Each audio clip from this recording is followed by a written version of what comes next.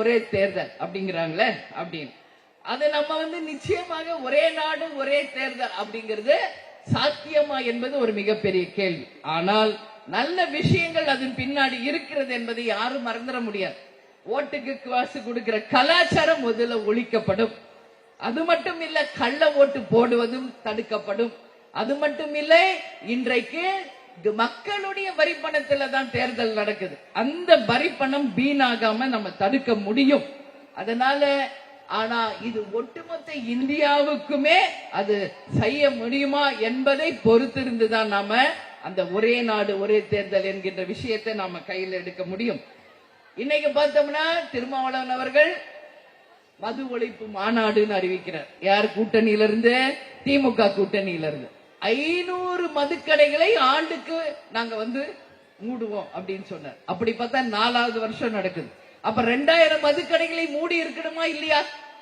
ஆனா ஒரு கடையும் கூட மூடல. அதுக்கு பதில் பிரைவேட்டாக இன்னைக்கு பார்களை அனுமதி செய்து 500 கடைகளை மூட வேண்டிய இடத்துல 800 மதுக்கடைகளை திறந்து இன்னைக்கு லட்சக்கணக்கான ரூபாயை திமுகவினர் சம்பாதிக்க வச்சிட்டு இருக்காங்க. ஒரு பக்கம் கள்ளச்சாராயம், ஒரு பக்கம் இன்னைக்கு டாஸ்மாக், ஒரு பக்கம் கஞ்சா என்று எல்லா விஷயத்திலும் இந்த நாடு போதை நாடாக மாற்றிய ஒரே பெருமைதான் இந்த திமுகவினுடைய அரசுக்கு இருக்கே ஒழிய வேற எந்த பெருமையும் இந்த அரசுக்கு இல்லை என்பதை மக்கள் கருத்தாக இந்த பொதுக்கூட்டத்திலே நான் பதிய வைக்கிறேன்.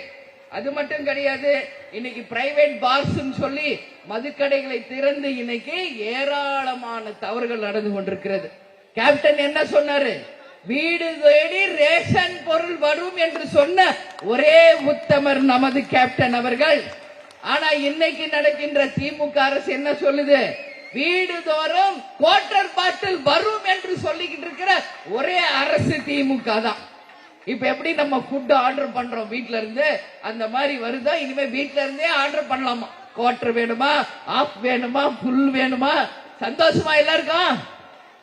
அப்படியே ஆண்கள் முகத்துல அப்படியே பளிச்சுன்னு 1000 வாட்ஸ் பல்ப் மாதிரி எரியுத.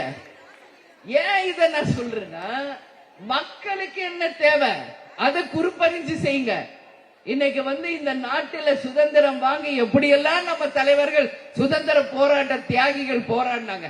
அன்னைக்கு வெள்ளையனே வெளியேறு வெளியேறு என்று சொல்லி இந்த கொள்ளையர்கள் கையில இந்த ஆட்சியை கொடுத்ததுதான் அவர்கள் செய்த மிகப்பெரிய ஒரு சாதனையா எனக்கு வேதனையானே சொல்ல தெரியல. கேப்டன் சொன்ன மாதிரி வீட்டுக்கு ஒருத்தருக்கு வேலை வாய்ப்பை தருகிறோம் என்று எந்த ஆட்சியாவது சொல்லுமா?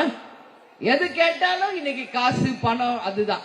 இன்னைக்கு கேப்டன் சொன்னது மாதிரி வீடு தோடும் ரேஷன் பொருள், அது மட்டும் இல்லை, இலவச மருத்துவம், இலவச கல்வி, வறுமை கோட்டிற்கு கீழ் மக்களே இல்லை என்ற நிலையை உருவாக்கி அனைத்து படித்த படிக்காத இளைஞர்களுக்கு வேலை வாய்ப்பை தந்து என் மக்களை தங்க தட்டில் வைத்து தாளாட்டுவேன் என்று சொன்ன ஒரே உத்தமர் கேப்டன் அவர்கள் தான். போகும்போது அலெக்சாண்டர் கதை தான் அடிக்கடி சொல்வார். அலெக்சாண்டர் இந்த நாட்டையே கைப்பற்றினார். சபை பெட்டியில வச்சப்போ 2 கையும் வெளியே வைக்கணும்னு கேட்டுக்கிட்டாராம் அலெக்சாண்டர். எதுக்குன்னா, நான் இந்த நாட்டையே கைப்பற்றினேன், ஆனா இந்த உலகத்தை விட்டு நான் செல்லும் போது என் கையில எதுவுமே இல்லை என்பதை மக்களுக்கு உணர்த்த வேண்டும் என்பதற்காக. அதனால போகும்போது நம்ம ஒண்ணும் கொண்டு போக போறது கிடையாது. காமராஜர் அவர்கள் இறந்த போது 4 வேஷ்டி 4 சட்டை தான் அங்க இருந்துச்சு அவங்க வீட்டுல. இதுதான் வரலாறு. அப்படிப்பட்ட ஒரு உன்னதமான தலைவரா வாழ்ந்து தமிழ்நாட்டுக்கு சேவை செய்யணும்ன்ற ஒரு நல்ல நோக்கத்தோட தான் நம்ம தலைவரும் கட்சி ஆரம்பிச்சார். இன்னைக்கு அவருடைய உருவத்துல நீங்க பாத்தீங்கன்னா காமராஜரை பார்க்கலாம், புரட்சி தலைவர் எம்ஜிஆரை பார்க்கலாம். இவர்கள் தான் உண்மையில் மக்களுக்காக சிறந்த முறையில பணியாற்றிய முதல்வர்கள். லஞ்சம் ஊழலுக்கு அப்பாற்பட்டு மக்களுக்காக உழைத்த சிறந்த ஒரு முதல்வராக அவர்கள் வாழ்ந்து காமிச்சாங்க. அதனாலதான் இன்னைக்கு அவங்களோட மைண்ட் செட் கேப்டனுக்கு எப்பவுமே இருந்தது அப்படிங்கறத நீங்க யாரும் மறந்துடக்கூடாது. செய்திகளை உடனுக்குடனும் துல்லியமாகவும் தெரிந்து கொள்ள சப்ஸ்கிரைப் பண்ணுங்க.